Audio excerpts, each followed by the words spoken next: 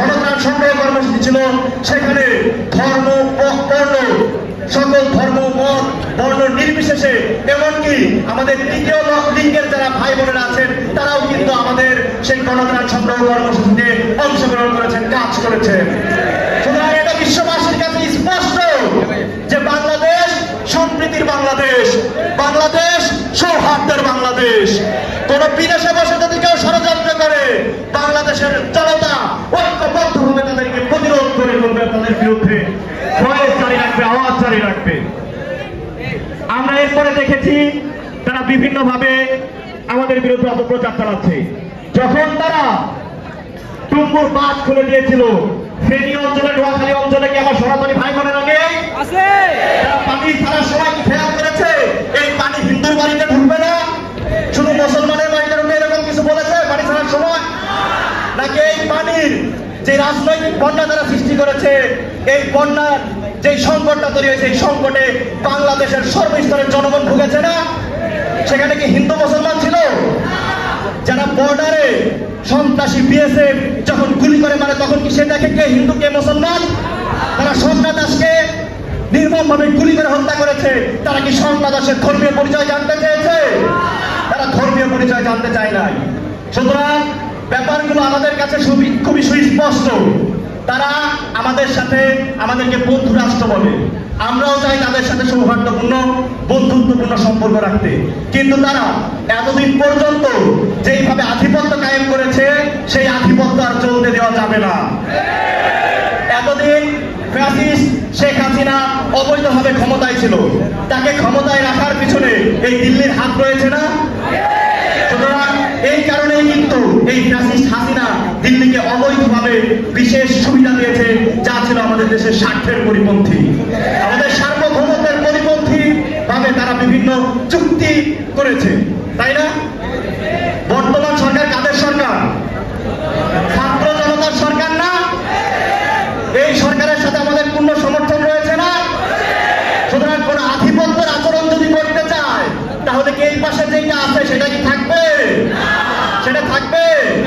আমি কোনটার কথা বলেছি আপনারা বুঝতে পেরেছেন? আমরা খুবই সুস্পষ্ট ভাবে বলতে চাই, এতদিন এই ফ্যাসিস্ট হাসিনা বিজেপি যে বাহিনীটা ছিল তাদেরকে তারা সীমান্তে তাদেরকে একদম কিসের মতো রাখা হয়েছে, একদম স্ট্যান্ড বাই দাঁড় করে রাখা হয়েছে। সীমান্তে তারা গুলি চালাতে পারে না, তারা গুলি চালায় তাদেরকে দাঙ্গা পুলিশের মতো দেশের ভিতরে গুলি চালানোর নির্দেশ দিয়ে দিয়েছিল ফ্যাসিস্ট হাসিনা।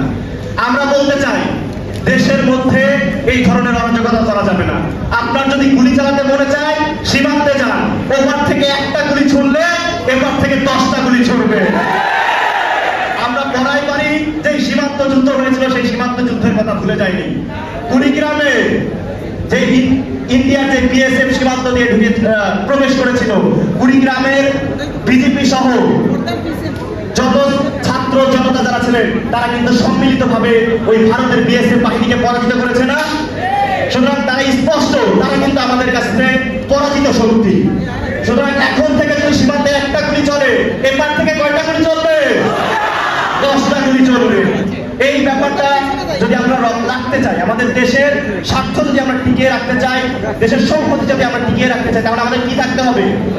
ঐক্যবদ্ধ থাকতে হবে। আমাদের হাতে কি বুলেট ছিল?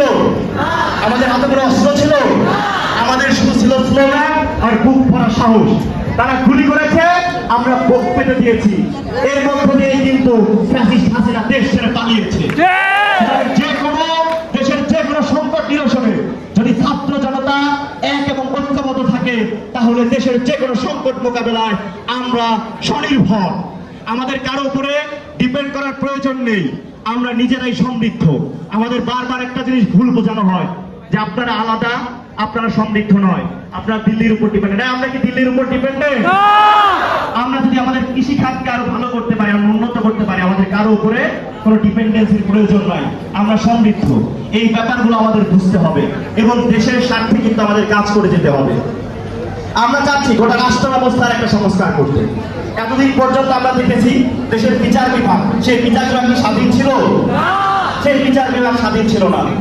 দেখা গেছে একজন বিচারপতি যে হাইকোর্টে বা সুপ্রিম কোর্টে বা জজ কোর্টে যে রায় করছে, সে কি রায় করছে নাকি আওয়ামী লীগের কোনো নেতার বক্তব্য দিচ্ছে সেটা আমাদের বোঝার উপায় ছিল না।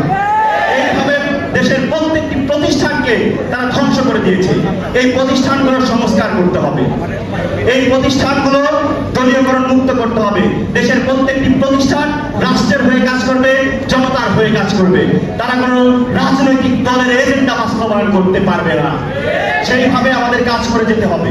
আমাদের দেশটাকে ঢেলে সাজাতে হবে। আমাদের মধ্যে যে সম্প্রীতি রয়েছে, অনেকেই চাইবে সেই সম্প্রীতি ধ্বংস করে দিতে, হিন্দু মুসলমান একটি সাম্প্রদায়িক দাঙ্গা তৈরি করে দিতে। কিন্তু জাতীয় সংকট নিরসনে এবং জাতীয় স্বার্থ রক্ষায় আমরা এক এবং অভিন্ন, সেটা যেমন আমরা ইতিপূর্বে প্রমাণ করেছি, সামনেও আমাদের প্রমাণ করতে হবে। আমাদের বাংলাদেশ একটি সম্প্রীতির বাংলাদেশ। সেই বাংলাদেশে, এই বাংলাদেশে যেমন ভাবে মসজিদ, মন্দির, গির্জা প্যাগোডা থাকবে, তেমনি ভাবে হিজাব, দাড়ি, টুপি, টিকলি সবকিছু এই বাংলাদেশে থাকবে। এর মধ্যে দিয়ে যারা আমাদের মাঝে দাঙ্গা সৃষ্টি করতে চাইবে, মনে করতে হবে তারা এই ফ্যাসিস্ট হাসিনার কিন্তু দোষর। তাদের বিরুদ্ধে আমাদের প্রতিবাদ জারি রাখতে হবে এবং নিজেদের মধ্যে যে সম্প্রীতি এবং একতা রয়েছে সেই একতাকে টিকিয়ে রাখতে হবে। এই বাংলাদেশের মানুষের মানবিক যে মর্যাদা ফ্যাসিস্ট হাসিনা কেড়ে নিয়েছিল, সেই মানবিক মর্যাদা নিশ্চিত করতে হবে। মনে রাখতে হবে, নারী পুরুষের শারীরিক গঠন অবয়বে পার্থক্য থাকতে পারে, কিন্তু মানবিক মর্যাদায় সকলের সমান, সকলের সমান অধিকার। মানবিক মর্যাদায় কোনো প্রকার কোনো বৈষম্য করা যাবে না। এই বাংলাদেশ সাম্যের বাংলাদেশ এবং বাংলাদেশে সামাজিক যে সুবিচার রয়েছে সেই সুবিচার নিশ্চিত করতে হবে। তাহলেই কিন্তু আমরা একটি আমাদের যে স্বপ্নের বাংলাদেশ, সেই বাংলাদেশ আমরা গড়ে তুলতে পারবো। এজন্য কি আমরা সবাই প্রস্তুত আছি? আমাদের শহীদরা জীবন দিয়ে গেছেন, তারা রক্ত বিসর্জন দিয়েছেন, আমাদেরকে একটি স্বাধীন বাংলা আবার উপহার দিয়ে গেছেন। তাদের স্বপ্ন পূরণ করার দায়িত্ব কাদের?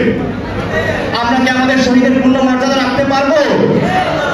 আমরা কি শপথ করতে পারি যে আমাদের জীবনের শেষ রক্তবিন্দু দিয়ে হলেও আমরা শহীদরা যেই স্বপ্ন নিয়ে বাংলাদেশটাকে আবারও স্বাধীন করেছে, ফ্যাসিস্ট হাসিনাকে উৎখাত করেছে, সেই স্বপ্ন আমরা পূরণ করব? কে কে জীবনের শেষ রক্তবিন্দু দিয়ে হলেও এই ফ্যাসিবাদী ব্যবস্থার বিলোপ এবং শহীদদের মর্যাদা রক্ষা করবেন? হাত তুলে দেখান তো। ইনশাআল্লাহ সৃষ্টিকর্তা আমাদেরকে তৌফিক দান করুন।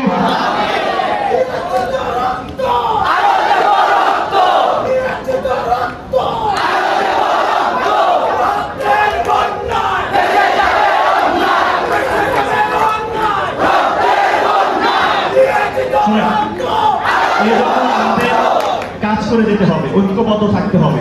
অনেকেই 5 আগস্টের পরে